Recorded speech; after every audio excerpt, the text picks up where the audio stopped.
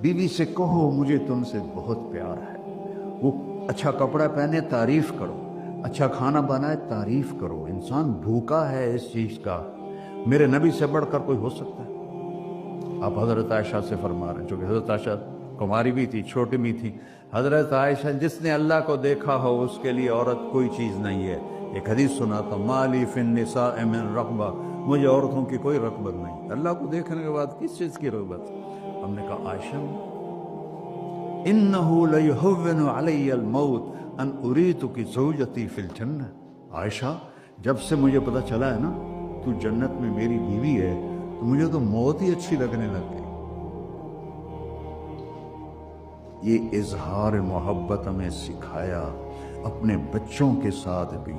میرے بچے بڑے ہو گئے لیکن میں نے ایسے گلے لگاتا ہوں جیسے یہ چھوٹے بچے، کہ یہ محبت ٹرانسفر ہوتی ہے، ہم اظہار نہیں کرتے۔ اور بچوں پر اپنی رائے مسلط نہ کرو، کہ وہ بڑے ہو جائیں تو شریعت نے ان کو حق دیا ہے، اس سے آپ کا گھر خوبصورت بن جائے گا۔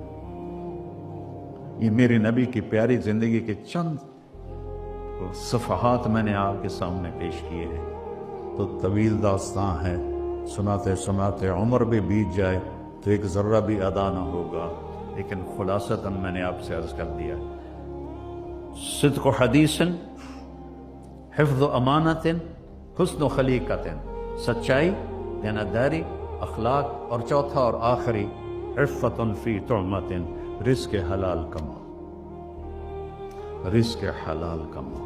من امسا قالا بعمل یدہ امسا مغفورا لہ، مسلم شریف کی حدیث ہے، جو صبح سے شام تک اپنے دنیا کے کاموں میں حلال رزق کی تلاش میں تھک کے گھر جاتا ہے، اس کے اس دن کے سارے گناہ معاف ہو جاتے ہیں۔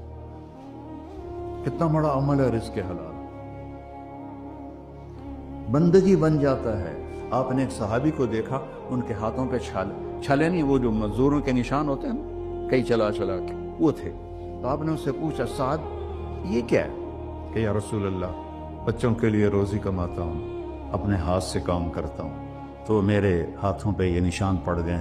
تو آپ نے ان کا ہاتھ ایسے پکڑ، سب کو دکھا کر ایسے اس کا بوسہ لیا، پھر فرمایا جو ہاتھ بچوں کو حلال کھلاتے ہوئے ایسا ہو جاتا ہے اس پہ جہنم کی آگ حرام۔